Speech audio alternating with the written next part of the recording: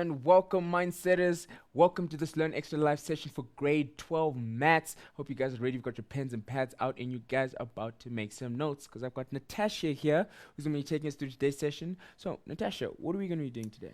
Well, grade 12, we're going to look at 3D trigonometry. You know, for the last few weeks, we have been revising geometry and trig in the grade 12 session.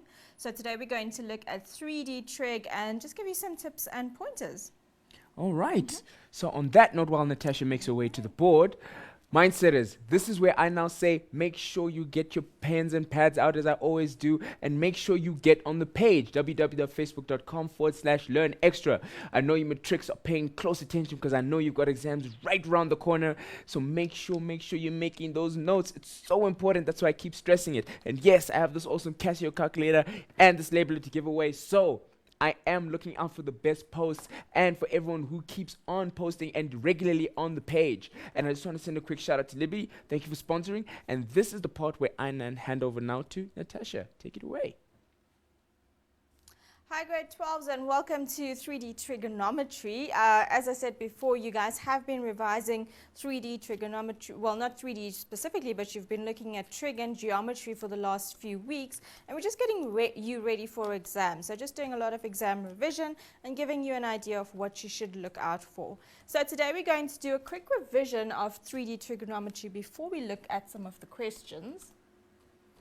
All right, and some of the pointers, guys, you know, it's very difficult to talk through the theory of 3D trigonometry because really it's all about practice, practice, practice. You've got to have your diagrams, you've got to look at your diagrams, you've got to fill in information. So there's only really pointers we can give you, but you have to get those diagrams and you've got to just really work through them at home and, you know, send us through questions if you have any theory problems. But 3D trig is really not one of those sections that's just loaded with theory. It's just a lot of practice. Okay, so just some pointers is you need to take time to understand all of the given information that you get in your diagram. Always fill in as much information as possible on the diagram, and always work from the triangle with the most information. Usually all of your 3D trig can be isolated into separate triangles, and you would work within those triangles.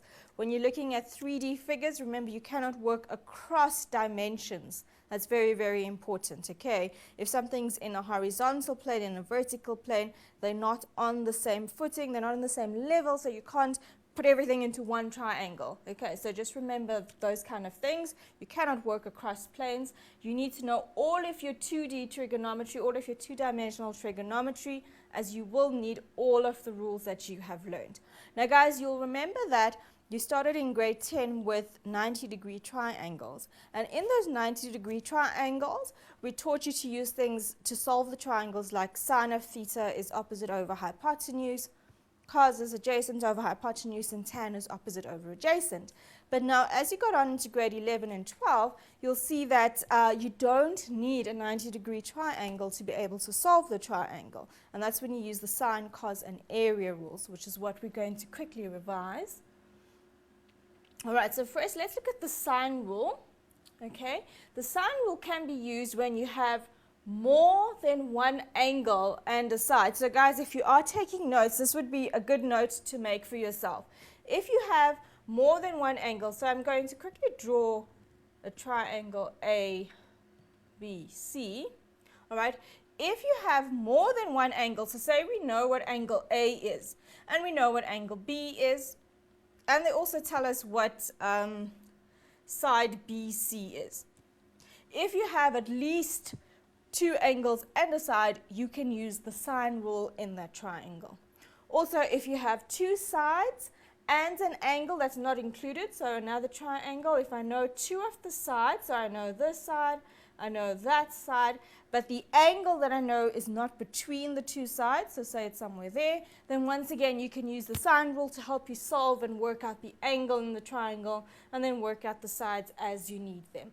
So the sine rule, two times you would use it if there's more than one angle and a side, or if there are two sides and an angle. Just a reminder of what the sine rule says. All right, we've got sine A, and I know that you guys have revised this before, so I'm not going to go into great detail. Sine A over A is equal to sine B over B is equal to sine C over C. All right, so that's what the sine rule says. The cosine rule can be used when you have three sides. So if you are given all three sides in a triangle, you can use the cos rule to help you find the angles.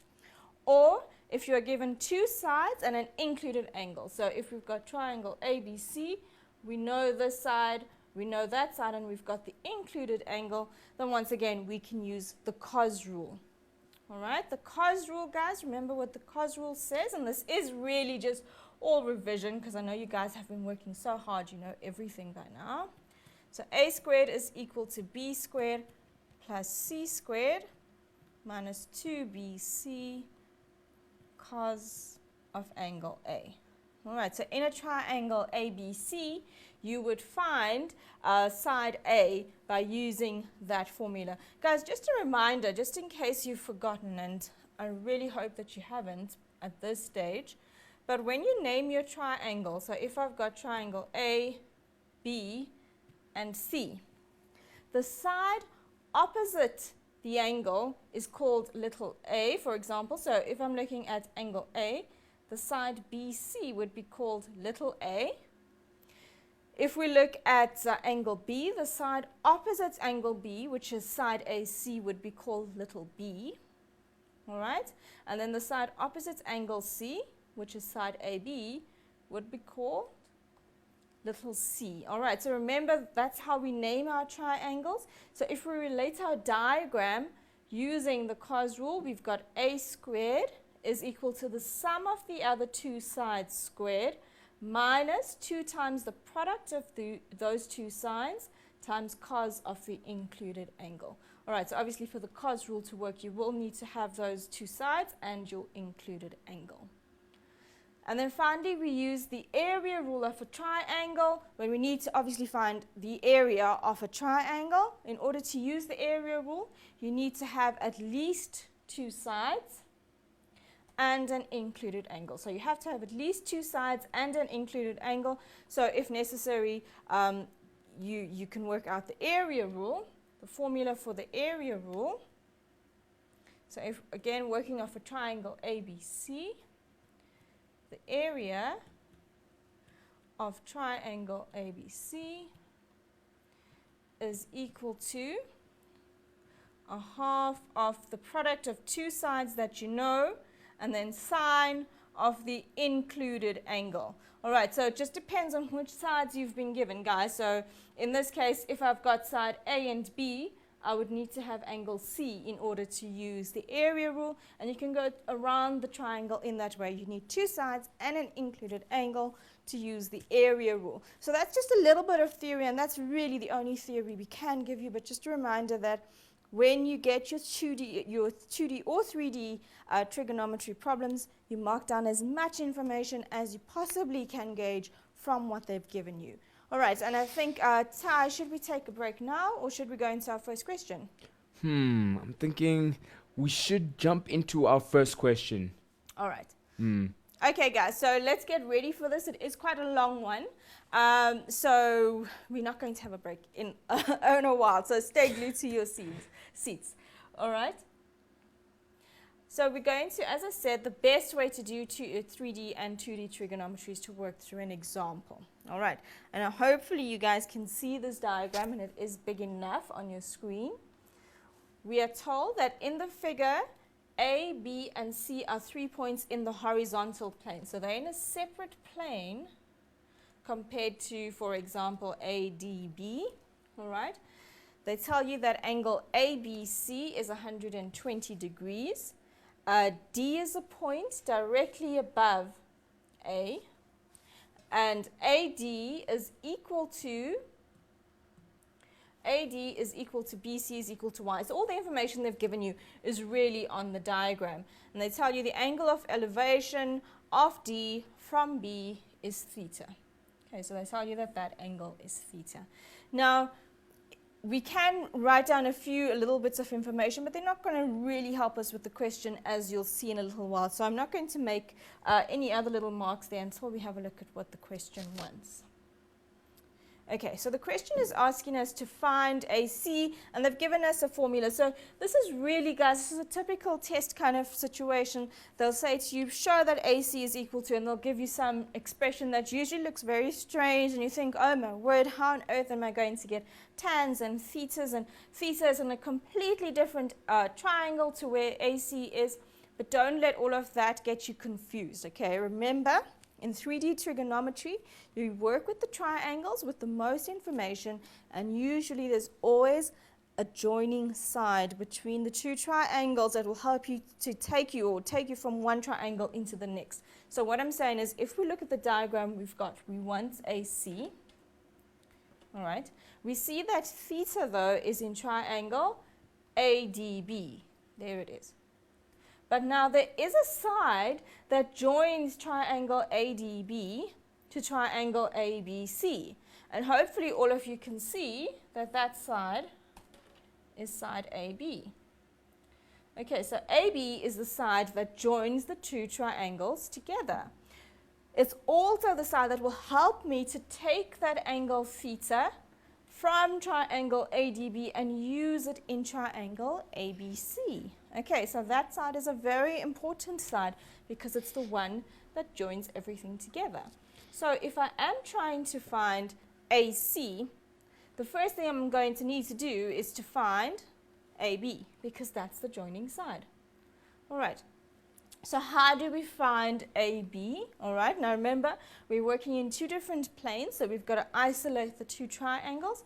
So, or the one that we're working with, there's actually three triangles here. I'm going to look in triangle ABD. I want side AB, okay?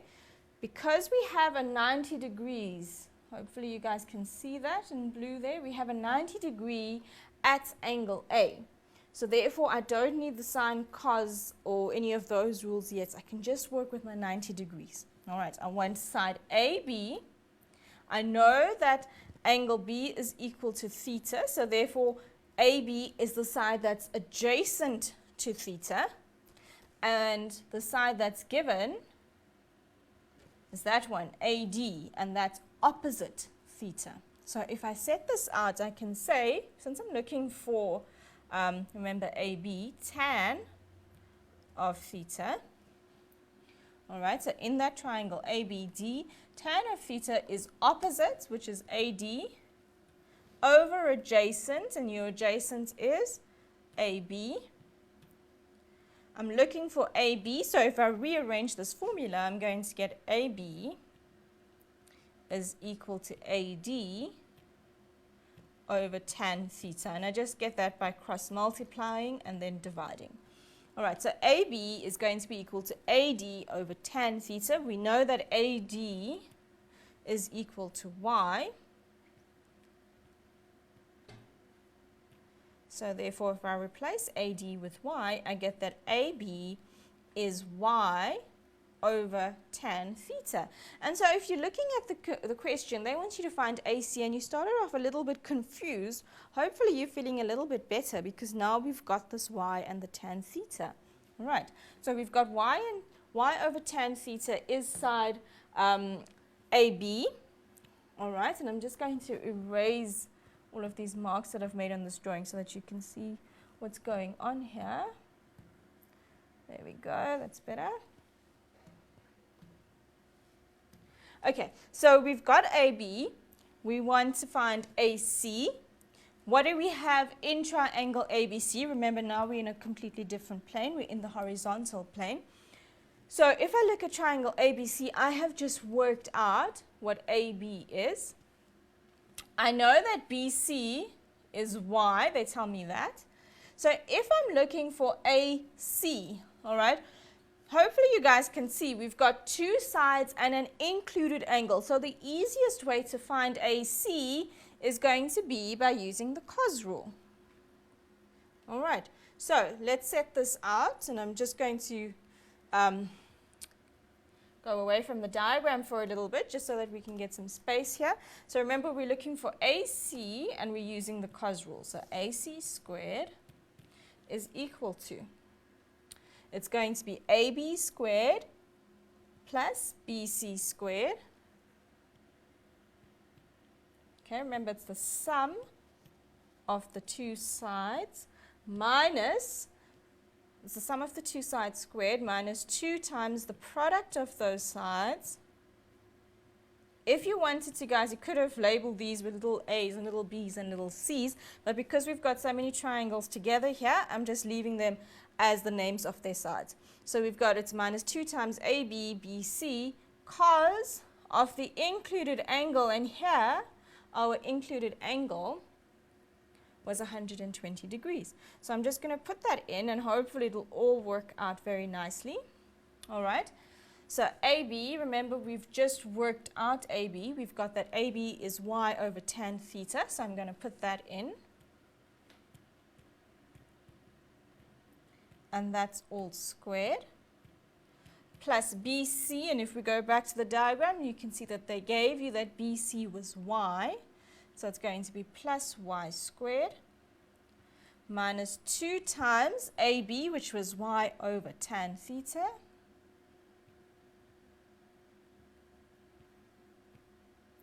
And then BC was y. Cos of 120 we can rewrite, and this is why we always say grade 12 is really testing 3 years worth of work, because cos of 120 we've got to use reduction formula, which we learned in grade 11. Cos of 120 we can rewrite as 180 minus 60.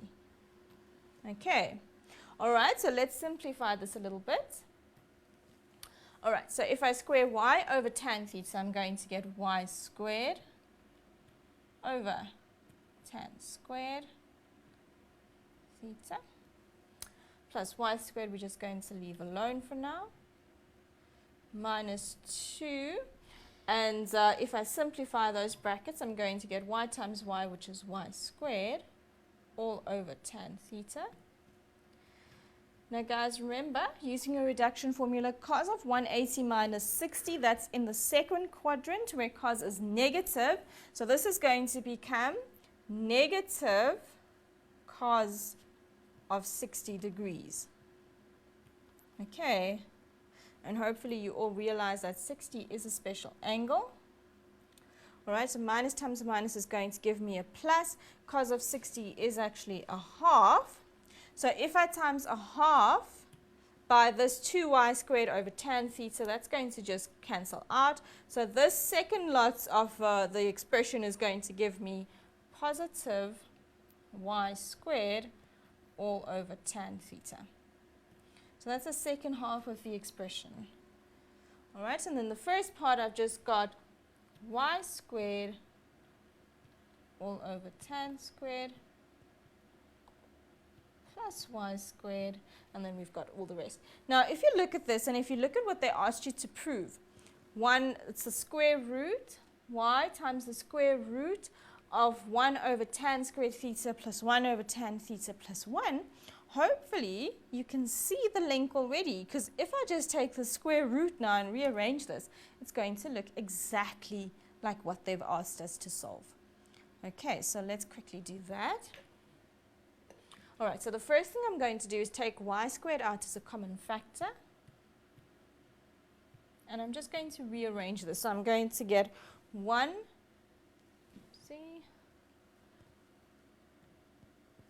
okay, let's try that again. So I've taken y squared out as a common factor. I'm going to be left with 1 over tan squared theta plus, and I'm just going to rearrange the terms. So I'm going to get plus 1 over tan theta. And I've taken y squared out, so it's just going to leave me with 1. All right? We're looking for AC, not AC squared. So if I square root both sides, the square root of y squared is just y. And it's going to get, and then I'm going to be left with the square root of 1 over tan squared theta plus 1 over tan theta plus 1, which is exactly what they asked us to prove. All right, so we have the length of AC in terms of y and in terms of theta. At this point, because it is quite a long question to go through, I'm just going to cross over to Ty, see if any of you have any issues or any questions you want to ask on the first half of the question, Ty? So far, there is quite a couple. So right now, I'm in the process of sifting them out for you. Okay. So that's what we're gonna do. But I think it will also be a good idea to take a quick ad break so their minds don't just melt out of their Yeah, ears. and then we'll carry on with the second half of the question. Okay, no problem. So on that note, mindsetters, do not disappear, do not go anywhere. Make sure that, okay, if you really have to go, go to the bathroom if you must. But on that note, make sure you come back because we're going to see you after this break.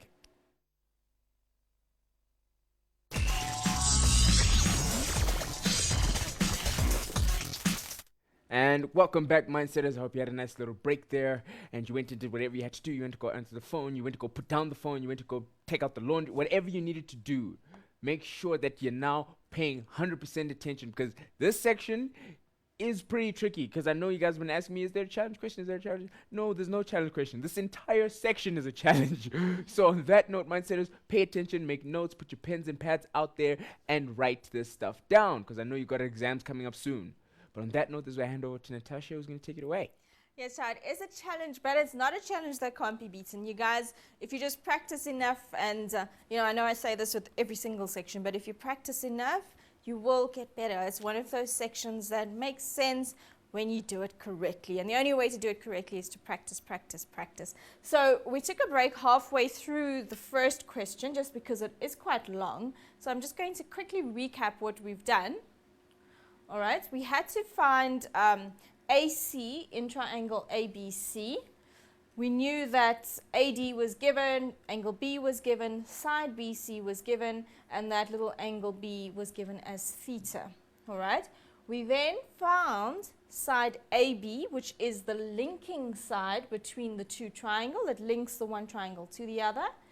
That then helped us to work in triangle ABC and to find and to show that AC was equal to y times the square root of 1 over tan squared theta plus 1 over tan theta plus 1. Now, in a test situation, even if you couldn't show that, so you got completely stuck and you got stuck halfway, even if you can't show that, because if you look at the second part, they give you values for y and theta.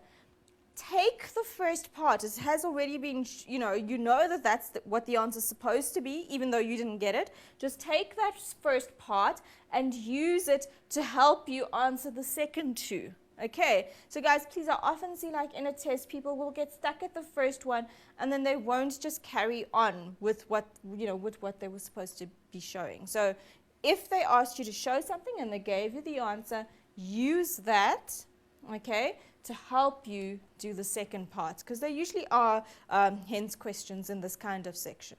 All right. Okay, so let's move on. We are given that y is equal to 15 and theta is 22, and they ask us to find AC. So that's just simply a matter of substitution. Okay, so I'm just going to substitute the values in. So therefore, now this is part B. We know that y is 15, so we put that in, and theta is 22. All right, and then we're going to use our calculator to help us. So it's 1 over tan 22 squared plus 1 over tan 22 plus 1. All right, and you're going to put that entire thing into your calculator. You'll find that a question like this will probably not go for more than 2 marks because most of the work's actually going to be done on your calculator. All right. Oopsie, and I think I've caused ink layers, which is usually my problem with this calculator. There we go. Let's see if this works now. There we go. Okay, so we're going to type in, it's the square root,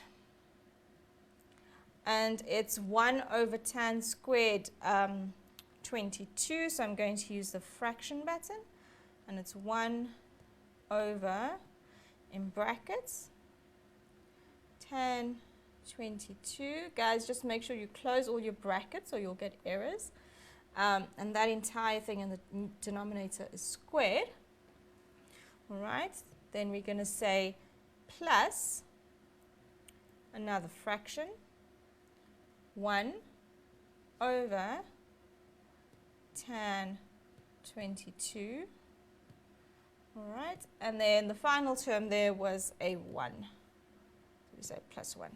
Okay, and then we hit equals, and it gives us that answer 3,09857 and all those other fancy decimals. So then we times that by 15, because that was the value of y, and we get an answer of, and if I round this off to 2 decimal places, it's going to be 46,48. So it's 46,48, and that is the value of AC. All right, so we know that AC is 46,48. If they don't tell you how many decimal places, we usually do it to 2 decimal places. All right, so we've got the value of AC. They next ask us to calculate angle ADC. So let's have a look at the diagram. Angle ADC, so that's that little one there. All right, and guys, please, once again, I have to remind you, don't work across planes, okay? It's going to get you into all sorts of horrible trouble. You need to work in triangle ADC now, okay? You can't work across the planes to try and get to angle ADC. We've got to work in triangle ADC. That triangle is 90 degreed. Okay, we can see there's a sign there saying that AD is perpendicular to AC. Therefore, we don't have to use the sine and cos rule. Okay, if you've got a 90-degree triangle, it's always easier, well, not always, but most of the time it is easier to work with the 90 degrees. All right, we know that side AD is 15, because now they've told us what y is. We've worked out that AC was, what was it again, 46,48.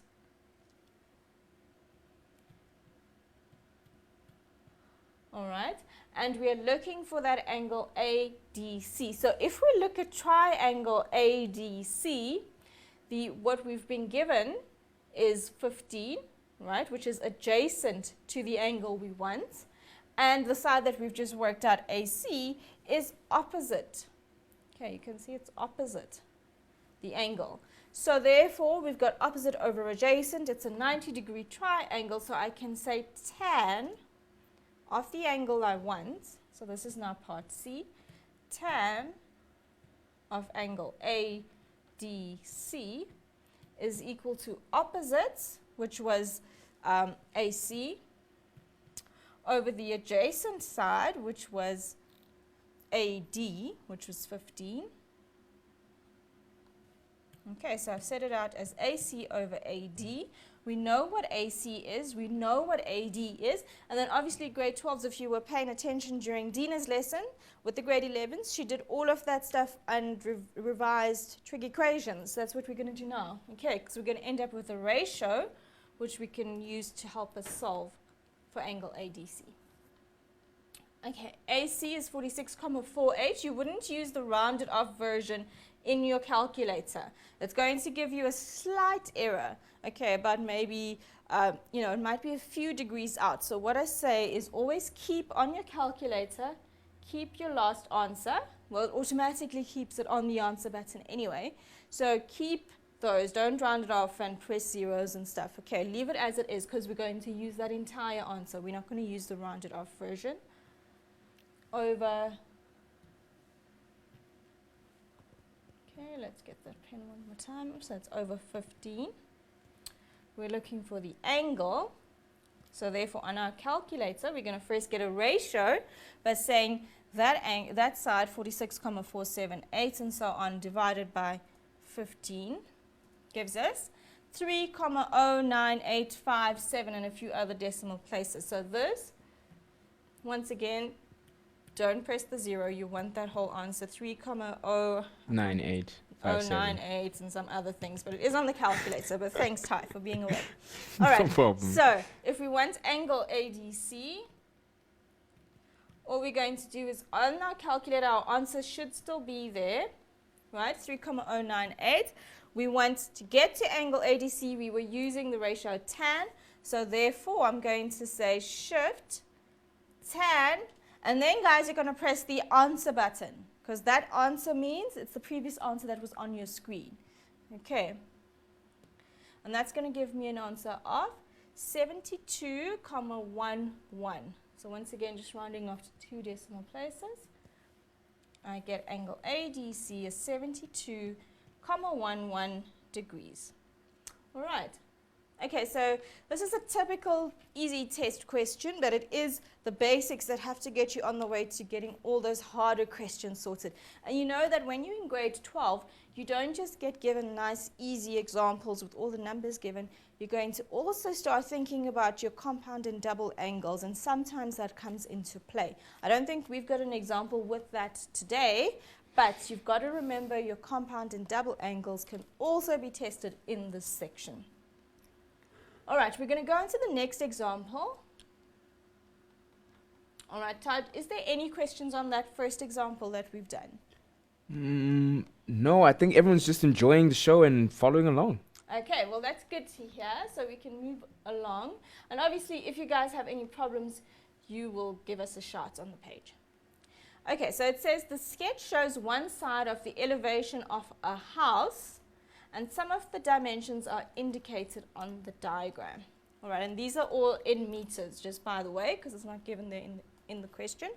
All right, so it's the side view of a house. Now, when you think of a house, think about when you started drawing houses when you were a baby. When you first learned how to draw, you'd make a little triangle roof, a little rectangle body. That's basically what that's the view that we've got of the house. Okay, so we've got a rectangular shape for the base, and then we've got a triangular roof. Okay, they give you all the dimensions. Okay, incidentally, what's missing on this diagram is that that's 90 degrees. It has to be perpendicular, otherwise you would have a lopsided house. All right, so those are G is 90 degrees and angle F is 90, which means that EG is perpendicular to DC and EF is perpendicular to AB. All right, before we look at the question, let's just have a look and see what we can mark down. Okay, we are given that angle D is 32. All right, we know that the length of DE is 7,5 meters, and that's about all we have in the roof section. All right, now if you look at the base, DABC or ABCD, right? Remember, it is a rectangle, so therefore, if side DA is 3,5 meters in length, then side BC is also going to be 3,5 meters. And if side AB is 9,4 meters, then side DC is also going to be 9,4 meters. All right, guys, so that's important because those little concepts will help us in questions later on. Okay, so we mark down what we can. All right, the first question says, calculate, and this time they tell you to 1 decimal place, and they want the length of EC. All right, so if we look at our diagram, EC is the other side of the roof. And so that's the other side of the triangle. That's the only side of that triangle, EDC, that is not known. Remember, we've got DC because we know what AB is. DE was given to us. So we're looking for EC. What is the quickest way to find it? Well, you've got two sides and an included angle. You're looking for the side opposite that included angle. So the easiest way to do it is a cos rule. Okay, so therefore I can say, right, and I'll have to refer back up so we get all the lettering right. So EC squared using the cos rule is going to be equal to DE squared plus CD squared, and then it's going to be 2 times DE times DC, and then cos of your included angle, which is 32. All right, so it's going to be EC squared is equal to ED squared plus, and I've got such a short-term memory, I can't remember, plus DC squared or CD squared minus 2 times ED times CD, and then it's cos of that included angle, which was 32 degrees. All right. So let's fill in all of the values that we have. So going back there once again, ED we got is 7,5, and DC was 9,4. So it's going to be 7,5 squared plus 9,4 squared. All right, and then it's minus 2 times the product of the two sides.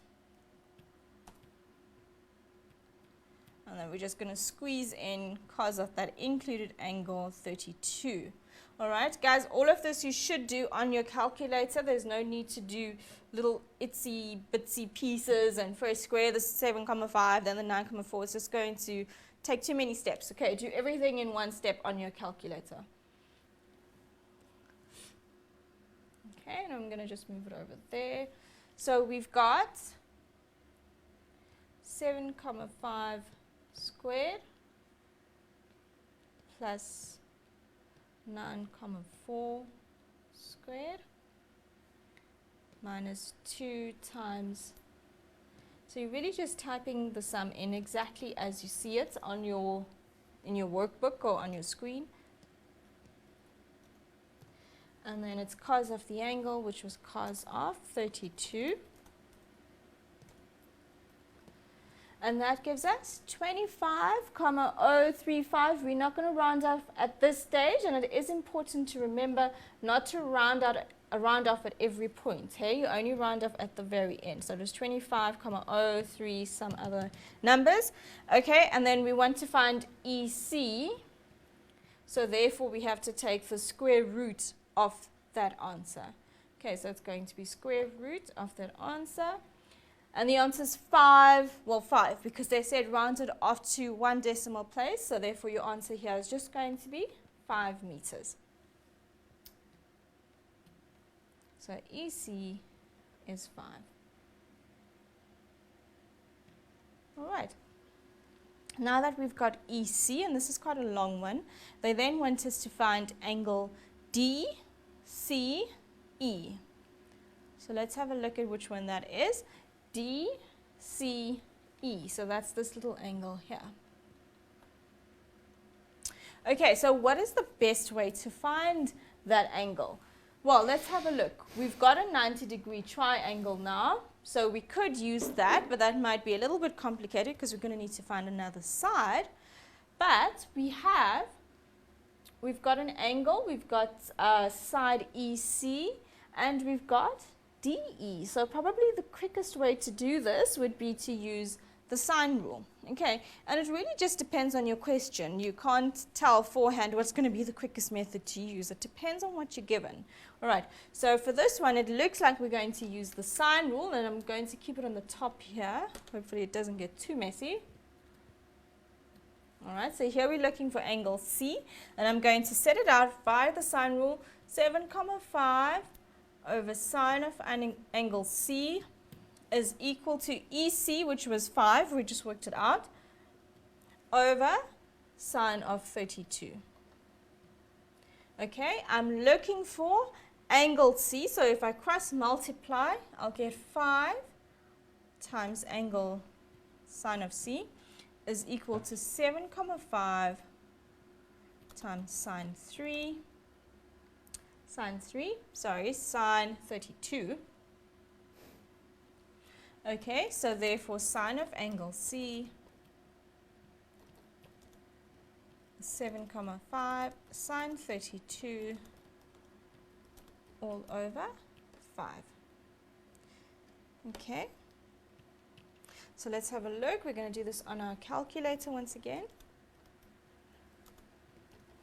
So we've got 7,5 sine 32 divided by 5. We're just using the 5 now because they said round everything off to 1 decimal place. We've rounded off our side EC to the length of 5. Okay, so it's going to be 7,5 sine 32 divided by 5, which is 0,79. All right, we're looking for our angle C. So what we need to do is we now need to use our second function button. So we'd go shift sine of that answer. And the answer there of the angle, 52,6. All right, remember we're rounding off to 1 decimal place. So therefore, we'll get angle C is 52, 6. Okay, so that's angle DCE. All right, and guys, you can see that most of the working is actually just done on your calculator, and obviously you've got to remember your sine, cos, and area rules, and you need to know when to use them. Area rules the easiest because you can use it in almost any triangle as long as you've got two sides and an included angle. All right. So we've worked out EC, we've worked out angle DCE. The next question says, find the area of angle DEC. So there we go, our first area question. So we want the area of triangle DEC. Let's have a look. DEC, that's the one where we've been working with all the time. That's the roof of this house. So I would say, okay, even though we've worked out EC and we've got angle C, we've worked them out, and we could really work with either of the sides or the angles, it's usually safer to work with the information that they gave to you. So because they gave you side DE and side DC and angle of 32 degrees there, it's easier to use the area rule using side DE, CD, and angle D. So it's safer. Safer, not easier, just safer. Okay, just in case somehow you made a mistake and you messed up one of the sides. All right, so therefore the area of triangle DEC is going to be equal to, remember your area rules are half AB sine C, so it's a half of the product of the two sides. So a half of 7, 5 times 9, 4, and then sine of the included angle. And our included angle here was the 32 degrees, so it's sine 32. All right, and then once again, just put that on your calculator, and let's see what we get. So it's 0.5 times 7, 5 times 9, 4, and sine of 32. And that gives us 18,7, because we're going to round off to one decimal place. 18,7 meters squared, since these sides were in meters. All right, and that's the area of your triangle DEC. All right. Guys, we have to do the last part of the question, so unfortunately, even though we probably need to take a break because it's going on for so long, we have to just finish this off because they are related.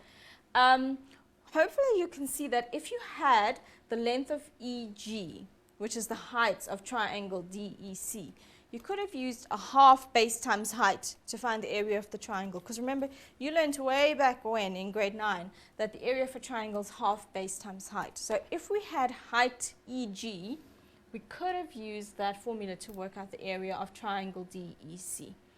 Okay, so we're quickly going to look at the last part of this question, find the height of EF. And in fact, it ties in with what I was telling you now. Because if you look at EF, it's the sum of EG plus GF. All right?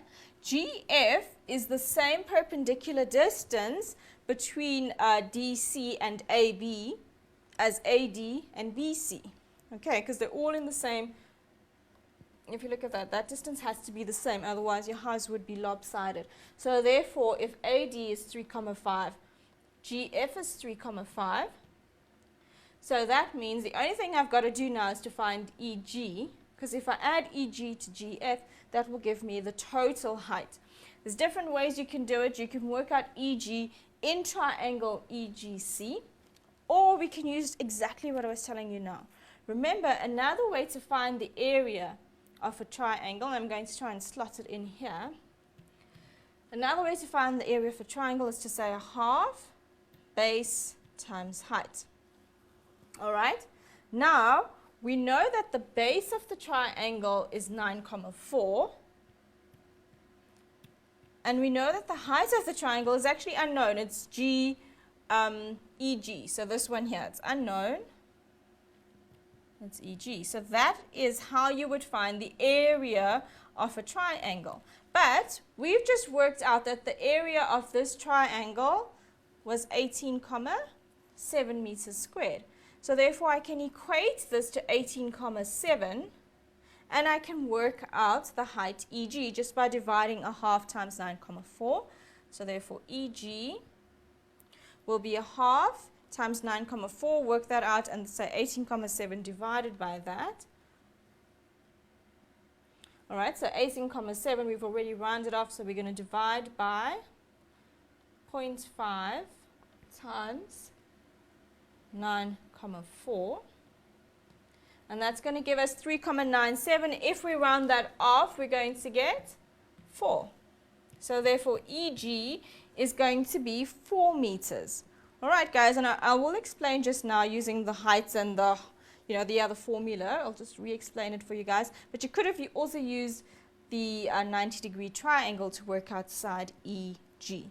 But now that we know that EG is 4 and GF is 3,5, the whole length EF is going to be 3,5 plus 4, which is 7,5.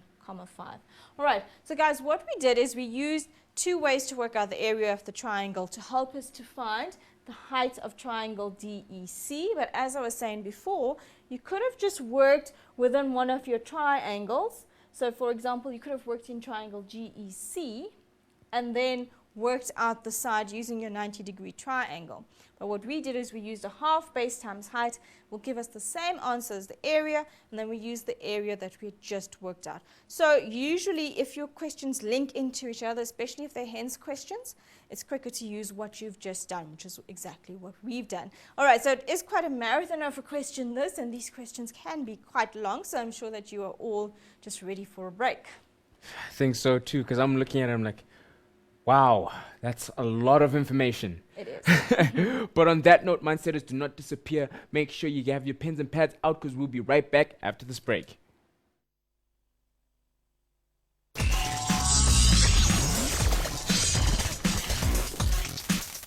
And welcome back, mindsetters. I hope you had a nice little break and that you're now ready and you're good to go for the next session. Guys, make sure that you have your pens and pads out, as I always say. And yes, again, keep going on the page, chat to each other. If you see a mindset in trouble, help them out. Make sure you guys keep talking and keep the forum going. But on that note, this is where I hand over to Natasha. Natasha, take it away. All right, guys, so this is the last part of our section on 3D, and I know it is quite intense. I mean, you guys, the only way to do the section, as I said before, there's very little theory, lots and lots of practical stuff. Okay, so with that, I'm quickly going to go through question 3 and give you pointers on how to do it, because for one, we are running out of time, and also by this stage, I think you'll be able to handle this. All right, so they say in the diagram, AB is a straight line, and they've marked it there as 1,500. DC is a vertical tower, 158 meters high, with C, A, and B points in the same horizontal plane. And you can see that it's in gray to show that it's in a different horizontal plane to DCB and to DCA. The angles of elevation of D from A and B are 25 and theta. Okay, so that's also marked. And they tell you that angle CAB is 30 degrees. All right. Okay, so firstly, these are in different planes. Please do not make the mistake of thinking of ABD as one flat triangle. That's the worst thing you could possibly do in this kind of question. All right, so the first question says find the length of AC. And guys, as I said, I'm going to go through it quite quickly. Just have a look at the diagram. They want you to find this side AC. And you see that it's a side that links triangle ADC to triangle CAB. So AC is obviously an important side because it links two different triangles. So looking in triangle ADC, it's actually quite simple to work outside AC because we've got a 90-degree angle and we've got that angle DAC is 25. So therefore, since I've got the opposite side, DC is 158, and I'm looking for the adjacent side, I can set this out as tan of 25 is equal to opposite over adjacent, and then simply cross multiply and you'd work out that AC is 338,83. Okay, so the first one is relatively simple. They then ask us to find the value of theta, and this one's a little bit more complicated. So we've now worked outside AC and we got a value of 338 and some odd. All right, you want to find theta. Now, because of the way it's positioned, it's actually difficult to get to theta immediately. The first thing you have to do is work out BC, right? Once you've got BC, which is a linking side into triangle DCB, then you can use the 90 degree again and tan of theta to help you to work out theta. So the first thing you've got to do is to work out BC, all right? And using the cos rule, okay, why would we use the cos rule? Well, we've got side AC, we've got side AB, so and I've got the angle A included, so therefore I can use the cos rule, and you will see that BC is 1,218.4 meters. Okay, so this is via the cos rule, and as I said, I'm not going through each of these in detail because by now you sort of have an idea of what to use and when to use it. So you find BC using the cos rule. Once you've got BC, you now in triangle DCB, and you can say tan of theta, remember theta is what we're looking for, is opposite, which is 158, over adjacent, which is BC, which is 1218, and you'll work out that theta has a value of 7,4 degrees. Okay, once you've got theta, that will help you to work out. Okay, well, we don't really need theta for the next question, but we do need it for the last one. They then ask us to work out the area of triangle ABC. Well, that's easy peasy. We've got two sides. We've got AB. We've worked out AC. So therefore, we can use the area rule in triangle ABC. And we'll work out that the area using a half of side AC times side AB sine of angle 30. So that's just really your area rule. You'll get an answer of 127,061 meters squared. Okay, that will be your area for triangle ABC, 127,061 meters squared. All right. Then the last part says calculate the size of angle ADB. So have a look at angle ADB. It's going across two different planes, all right? Worst thing you can do right now, see this is a flat triangle and work across the planes. That would be wrong. You've got to work in each individual triangle, so in triangle ADC, and then in triangle DCB. Using your 90 degree and using the fact that you've got those other two little angles, you'll work out these little portions D1 and D2 off angle ADC by using angles in a triangle. And you'll get this little part as 65 degrees. That's just really using angles of a triangle, guys. And that's 82,6 degrees. If you add them together, you'll get that angle ADB is, so 65 plus 82,6, this will give you 147,6. All right, so as I said, I just gave you pointers on how to do that question because we've really built up the whole lesson around helping you to get to this part by yourself. So hopefully with those little pointers and with that diagram, you'll be able to get all of those sides and angles that they require of you. All right, guys, so once again, just a reminder, 3D trig, always work in the triangle with the most information and then look for joining sides. Okay, your joining sides are very, very important. And good luck with 3D trig. Over to you. Okay, so mindsetters. Woo! That was quite a session.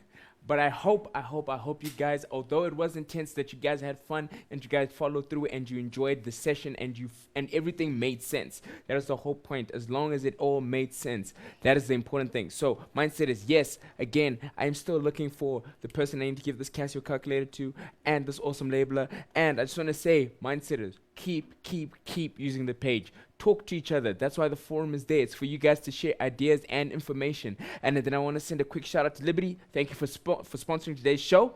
And this is where I, Ty, then say bye to you guys and see you next time. Cheers.